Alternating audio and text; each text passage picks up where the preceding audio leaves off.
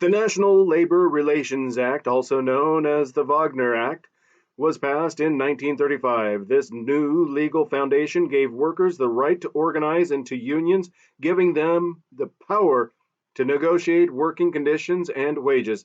The Ford Motor Company was one of the last big companies to fight the unions. Bennett was authorized by Ford to take care of the union by any means necessary. The service department thugs attacked the union representatives when they came to the factory to hand out pamphlets. Images taken by photographers on the scene were soon published around the United States, showing evidence of the brutal nature of the battle that the unions were fighting. The restrictions in the Ford factory got out of control for a time. At one point, if men were seen talking in groups, they were assumed to be unionizing, were often beaten, and subsequently fired. In April of 1941, 50,000 Ford workers protested outside the Rugg plant, pressing Ford to give in to the union demands for pay and conditions. Ford reportedly fumed that he would rather shut down his factory than give in to the union demands, but even Ford couldn't ultimately stop the union. Ford's son Edsel would step in as the voice of reason and strike a deal with the union, a move that Ford would resent. Bennett became the trusted right-hand man of Henry Ford, which was likely a sore spot for his son Edsel. When one man threatened Edsel's life, Bennett assured him that he would handle the situation, and the man turned up dead shortly thereafter. Bennett was clearly not a person to be crossed. Henry Ford eventually had Bennett spy on his son, who was living a lush, extravagant lifestyle which Ford hated. Edsel, an only son, soon began to see Bennett as a rival for his father's affections, something that he gave out in a very short supply as it was. The Henry Ford who employed Bennett to control his workers was a far cry from the younger Henry Ford who had been an eager pioneer and business mogul. No, this Ford was increasingly paranoid and angry. Ford felt that the world he knew was gone and that the country had lost control. He would often comment about how he yearned for yesterday. Ford didn't mellow as he aged either. He continued to insist that the Jews were persecuting him, and Edsel became concerned for his father's state of mind and his ability to run the Ford Motor Company. Ford did suffer two mild strokes, one in 1938 and another in 1941. In 1945, however, he had another far more severe stroke that left him in a state of mental confusion.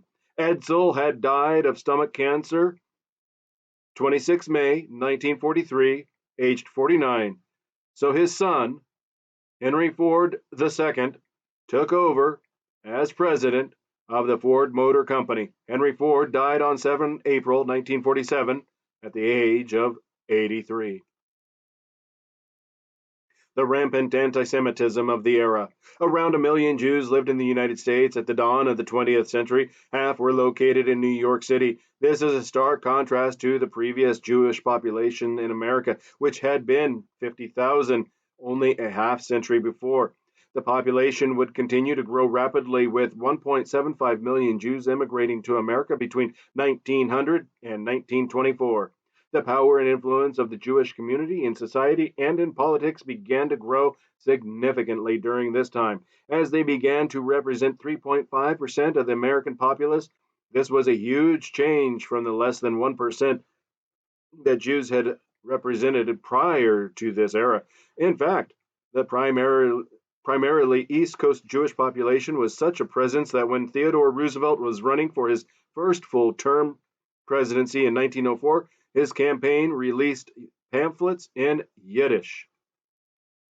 The Jewish presence had become so noticeably large in America that by the time the First World War rolled around, the armed forces began to cater especially to the Jewish population, trying to incite them to get involved in the war effort. On 9 April 1917, the Jewish Welfare Board was established a mere 3 days after America officially declared its war on Germany. The purpose of the JWB was to support Jewish soldiers during wartime and to recruit and train rabbis in much the same way The priests and pastors were provided to support the Christian soldiers. It was during the time between the First World War and the Second World War that anti-Semitism would grow rapidly in the United States. The conditions of the Great Depression would exacerbate the growing resentment and even violence towards American Jewish population due to a perception that wealthy Jews and Jewish bankers were responsible for the stock market crash. Another major opposition to the Jews at the time was the Ku Klux Klan. The first rise of the KKK was reactionary following the loss of the South to the North in the American Civil War. The KKK would only last for 5 years during that volatile era of American history, but would rise again in 1915 and last all the way to 1944, near the end of the Second World War. The original incarnation of the KKK was directly opposed to African American leaders and advancement. And while the second version was no fan of African Americans, their focus was more on the recent immigrants to the United States, focusing on Jews and Catholics. The numbers of the Klan grew exponentially, clocking in at over 4 million, far surpassing the entire Jewish population of America at the time. One of the darker stories of anti Semitism to come from pre war America was the lynching of a Jewish businessman, Leo Frank, in Atlanta back in 1915. Frank was accused of murdering a worker in the pencil factory that he managed. The then governor of Georgia, John M. Slayton, commuted Frank's sentence to life in prison instead of death row. This pardoning of a Jew incited a rabid mob that proceeded to break into jail, drag Frank out into the street, and hang him. Evidence that was later brought to light showed that the very man who accused Frank of the crime, the pencil plant janitor Jim Conley, might have been responsible for the crime himself. Frank was given a posthumous pardon for the murder in 1986. Although there were isolated examples of actual physical violence, the climate had certainly turned against the Jewish immigrants in the United States. The result of a 1938 Gallup poll revealed that 50% of Americans, when questioned, answered yes to having a low opinion of Jews. That is where American society was at the onset of the Second World War. This was an era when the New International Encyclopedia had the following entry describing Jews as a race.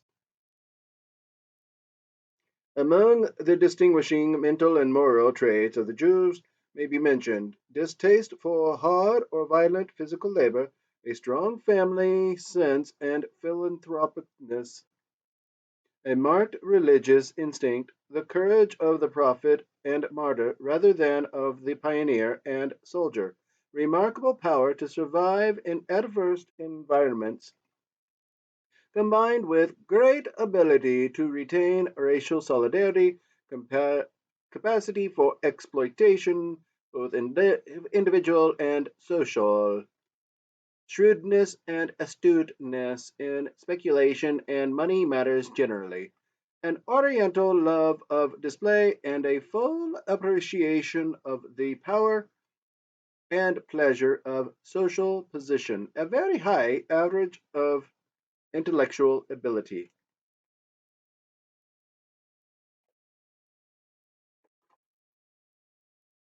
The fact that an entire race of people is defined or stereotyped in such a manner is yet another example of the way society at the time thought of the Jewish people as their own race that required a separate definition. The Dearborn Independent Years.